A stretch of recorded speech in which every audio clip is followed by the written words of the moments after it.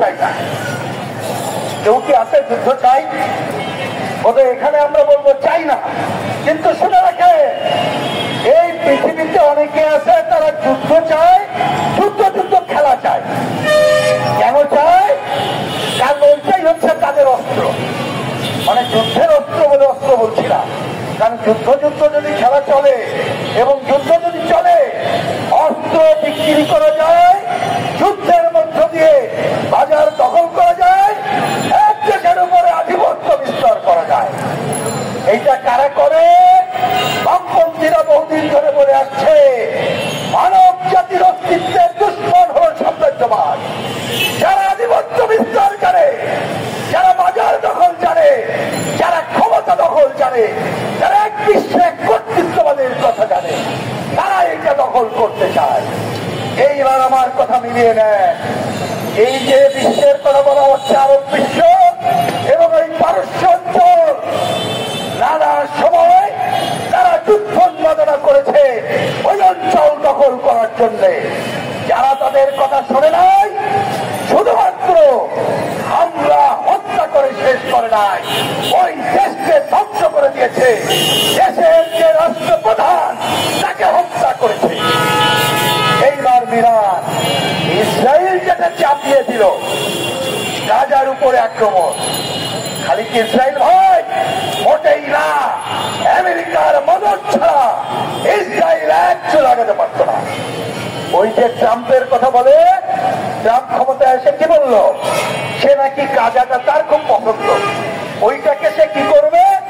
সে একটা ওই রিসোর্ট সমুদ্র সৈকত বানাবে। তা সমুদ্র সৈকত বানাতে গেলে আগে তো বিরান ভূমি করতে হবে। কি ভাব অবস্থা! জাতিসংঘের ত্রাণ আনতে যাচ্ছে, শিশু নারী 500 টাকার হত্যা করা হচ্ছে। এই হচ্ছে সাম্রাজ্যবাদ। ইরান সহ আরো অনেকে যখন এইটার বিরুদ্ধে রুখে দাঁড়ালো, তখন বিরান অফিসে হামলা করা হলো 13 জুন। ওই ট্রাম্প পাতলা বলা অনেক, আসলে পাতলা হিসাব ঠিক আছে। সে বললো 2 সপ্তাহ সময় দিলাম, আসলে নাটক। এই নাটকের মধ্যে হামলা করলো। আমাদের পরিষ্কার বক্তব্য, এইটা শুধু বর্বরচিত হামলা না, এইটা ডাইরেক্ট হত্যা। এই হত্যার আমরা নিন্দা করি, সারা বিশ্ববাসীকে রুখে দেওয়ার আহ্বান জানাই।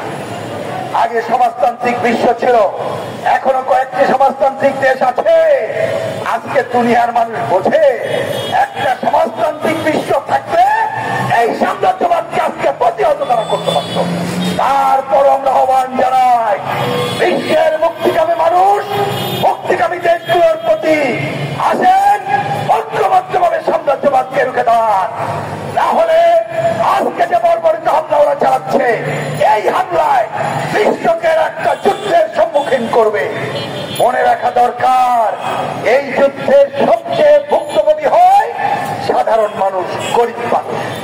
বাংলাদেশের চিন্তা করেন তো ভাই, যদি যুদ্ধ আরো চলে, একদিকে ওই যে রাশিয়ার যুদ্ধ, অন্য যুদ্ধে আমাদের 12টা হচ্ছে, এরপরে যদি তেলের দাম বাড়ে, আমাদের এইখানে যদি সাপ্লাই তেল বন্ধ হয়ে যায়, বাংলাদেশেও সবচেয়ে ক্ষতিগ্রস্ত হবে সাধারণ মানুষ। আমরা তাই এই যুদ্ধ বন্ধ চাই, আর সাম্রাজ্যবাদের বিরুদ্ধে ঐক্যবদ্ধ প্রতিরোধ চাই।